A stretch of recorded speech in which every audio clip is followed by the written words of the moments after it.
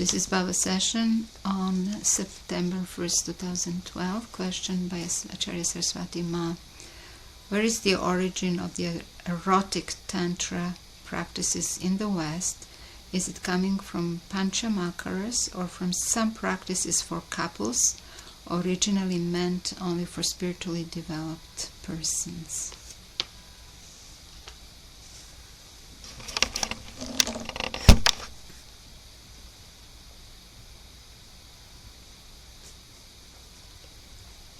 Yes, I will answer.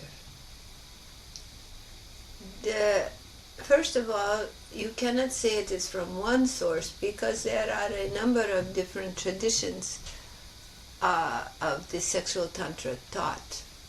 But it happened in the Middle Ages when the society was highly repressive and the tantric masters wanted to give diksha to the women and to the untouchables. And the caste system was so embedded in the culture that the only way to get outside of this system of prejudices was to pretend to be just vulgar and a drunkard. And that way they took no notice because that was not a threat to the spiritual sanctity. And so the secret language of the tantras evolved. But with it evolved also the cult of sexual tantra. And those people practicing that cult were not initiated into the esoteric tantra. So they took the crude tantra and took it to heart and practiced. And their gurus were not initiated. They did not have the diksha. So they did not know the teachings. They were ignorant. They thought they knew the teachings, but they were ignorant. They only knew the false teaching that was made by the gurus to lead the people astray due to the cultural oppression.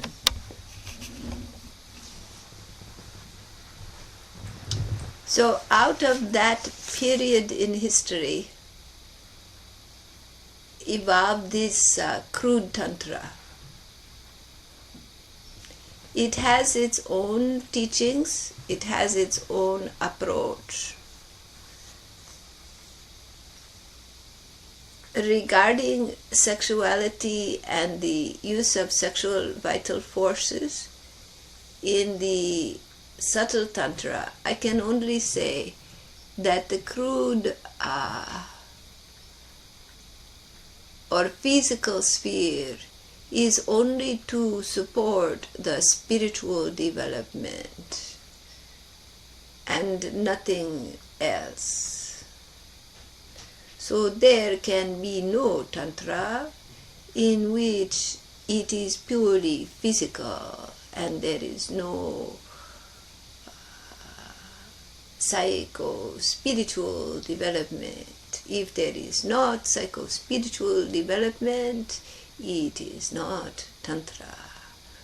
So in the right-handed path of tantra, there is the development of purely spiritual approach. In the left-hand path, there is the crude or physical approach. But in the middle path, there is the balance between both of these approaches. So that one acknowledges the physical sphere and lives in the physical world, but brings the mind towards the spiritual development. So this sexual tantra that has integrated itself into the Western culture appeals to the lower vrittis, the pleasure-seeking individuals, to enhance the pleasurableness of their experience, and is for the sexual enjoyment for the main. But there are teachings as well, and for those who want to study a little deeper, there is some teaching, but all in all, it is crude because it focuses on the physical and not upon the spiritual. All right? Is there anything, we practice middle tantra, and you said that the right tantra is a pure spiritual. Is there anything in the right path of tantra which is practiced in middle tantra, or what are practices unique to right path tantra? What are practices what? For the right path tantra, which is pure spiritual. The right-handed tantra has a certain denial of the physical sphere. So though there is Brahma sadhana, there is little acknowledgement or effort given to physical development. So the body can waste away in such circumstances. In that approach, the physical world is seen as illusion, as Maya, and only the infinite Brahma is a reality. So there is strictly the development of the spiritual sphere, but there is no integration of the body in this approach.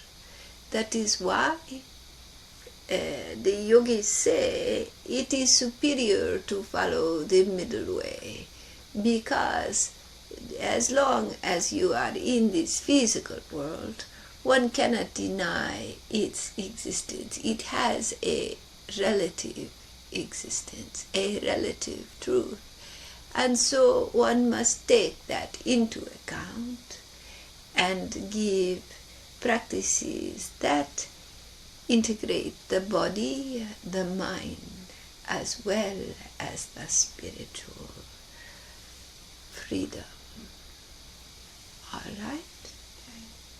And in the left path tantra, which is more crude or physical, are there any spiritual benefits of the practices of left tantra? It depends upon the master and what the mind does. If one just wants to seek a more enjoyable sensory experience, then one's focal point and one's intention is to enhance sensory experience. There is no spiritual benefit. But if one's intention is to find the point of unitary consciousness, utilizing body and mind, then it is a different matter. And one cannot say that the practices are ineffective, but one can say that for many people, the dominant desires of the vrittis become the prominent approach, and the main goal is to seek pleasure.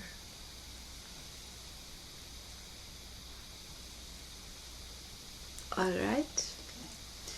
How about the understanding of Tantra, like our practices of Tantra and our lessons which are helping students to move towards their self-realization.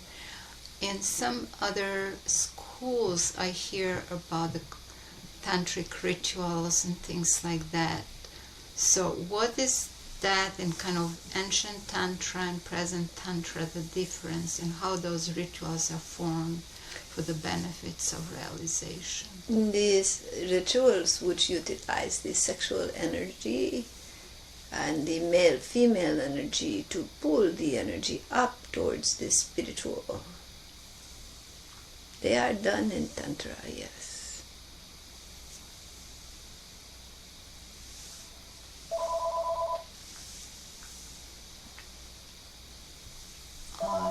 In our system of practices, are we going to impart any more rituals? Particularly women, they really like connectedness with the nature and being embodied. Are you going to give any more practices of that nature? It is for another time to talk about that, all right? Okay. This is finished. There is another topic that needs to happen. All right? Okay.